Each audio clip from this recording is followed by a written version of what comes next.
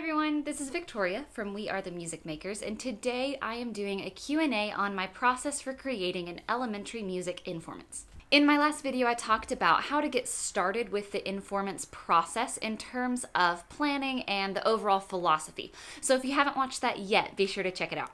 On my Instagram, I asked if you had any questions about Informances, about the planning process and implementing all of these ideas, and so today I'm answering those questions. The first question was, how do you pick out your song material for your Informance? As you look through your book, how do you go from the text on the page to a song being performed at the actual event? In my last video, I talked about how I pick out my Informance book, but once I have my book picked out, I will go through with post-it notes and I will just write down ideas that I have for each page. So as I look through the book, I'm looking for things like movement words that I think are really inspirational, or any sort of text that relates to a song that we're doing already. For example, in Harold and the Purple Crayon, which is my Informance for kinder and first grade this year, there's that scene, you know it well, where he makes an apple tree, and that is such a natural tie-in for us to do the song Apple Tree.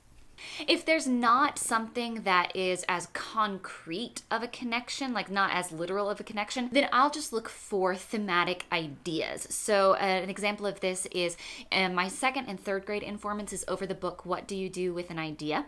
And that doesn't have very many text ideas that translate exactly to a folk song, because that book is a bit more abstract. But what it does have are a lot of thematic ideas, such as happiness or scared or brave or excited.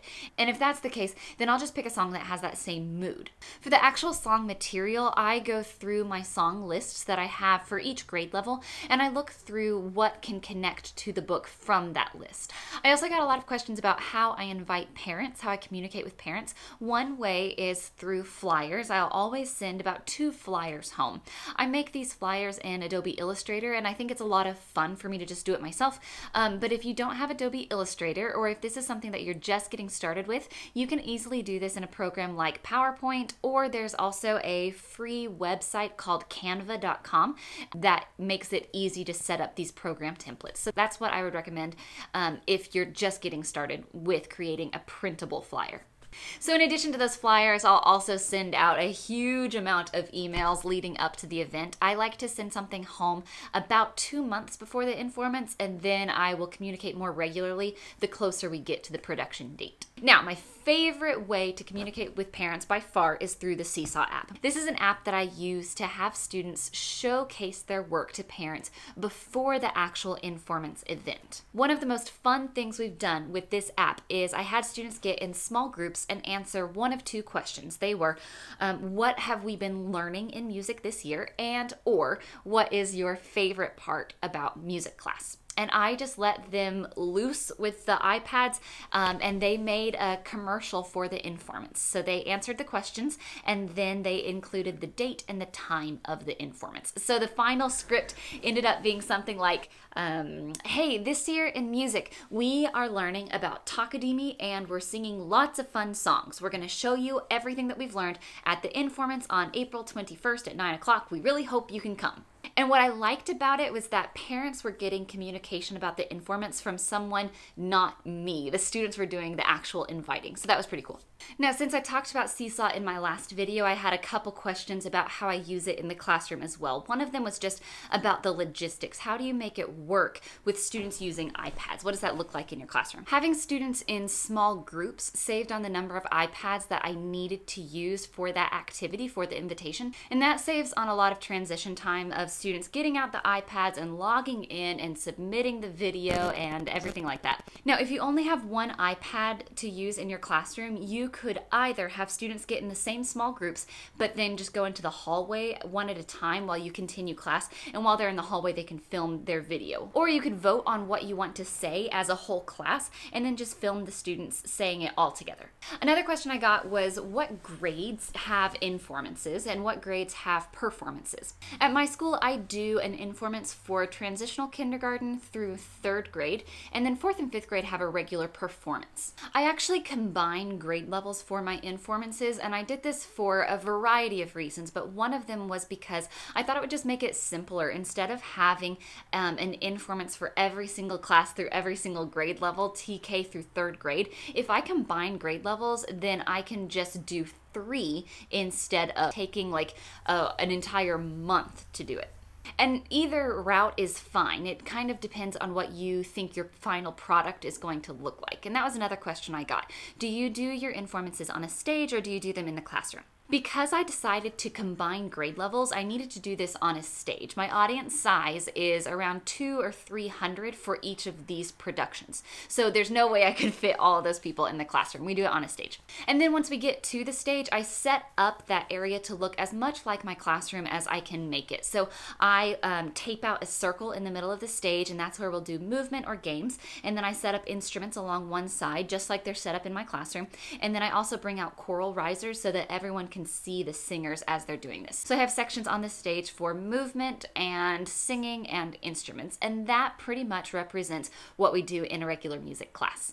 Now, if you don't have access to a stage, but you still want to combine grade levels, these same ideas will work just as well in a cafeteria or in your library or in your NPR, what have you. Wherever there's a space, if you can mimic the typical outline of your music, of your physical music classroom, then I think it'll work just fine. The next question was, what does the parent education piece actually look like? This is completely up to you. You can do it however you want, but for me, I always start the program with talking a little bit about what they're going to see, and then they also have a printed program. On the printed program, I will put the title of the song, and then I give parents something very specific to watch for. Watch for this instrument coming back with this theme over and over, or listen for a 2-part harmony in this part of the song, listen for a round in this song, things like that. I want to give them something very targeted to listen or watch for. In addition to the printed program, I'll always do slides, and on the slides I will either do the same, like listen for this, watch for this piece, or I will do our national music standards that each of those songs address. And then the last piece of parent education is what I've talked about a lot before. I use the Seesaw app so the parents can see what we've been doing in class leading up to the Informants, and I think that that just gives them a better context for the Informants itself. Another thing I'm doing this year for parent education are wall displays on the hallway walls as you walk to the auditorium. So on these walls, I will have a picture of students doing an activity, playing instruments or singing a song or doing a game or whatever it is, and parents can scan a QR code next to that picture, which will link them to the Seesaw video. So for this, I am not filming anything extra. I am putting up the exact same things I've put on Seesaw, but this time, as parents walk to the Informants, they have the opportunity to watch the progression of how we got from knowing nothing about Takadimi to playing Takadimi on stage on tubanos. I also had some questions about how I pitched this to my administration and what was their feedback about it. I am really grateful to have very supportive administration, and that makes it a lot easier. So when I pitched it to them, I told them that I wanted to showcase the process by which students improvise and compose and arrange music. I wanted to showcase the process of how students learn. And I explained to them exactly what I explained in my last video, that in a final performance, all you see is the tip of the iceberg, but all of the student work is way down here, and parents don't get to see that at an actual performance production. So instead, I wanted to do a production where I took parents behind the scenes and showed them how students make mistakes and how they practice and get better, about how they grow. And I connected it back to growth, and I think that was a good connecting point for them. Especially if your school is like mine, talking about growth mindset a lot, this was just kind of a natural fit. And they have been really supportive of it. They've been really excited about it. So that's what I would recommend, is connect it back to education and growth over perfection and a polished performance. The last questions I got were about rehearsals. How often do you rehearse? Who is involved? Who's in charge of running the rehearsals? Things like that. I always like to do 3 rehearsals and a dress rehearsal for my Informants. For this, all of the classroom teachers are there, and they actually physically stand on stage and help kids remember where to go next in the program. So it's not, it's not very formal, right? It's an Informants. So those teachers are there for all of the rehearsals. They have a text sheet that says where students need to go at what time. And then at the actual production, they are on stage to help facilitate all of those transitions. My principal reads the book at the actual Informants, but she doesn't come to all of the rehearsals. She'll only show up at the actual event and the dress rehearsal. She and I make a time to meet before the dress rehearsal so we can go over all of the logistics and we can walk through the script together. Okay, that's it. If you have any other questions about my Informants process, you can drop a comment down below, and I will see you in the next video. Thanks.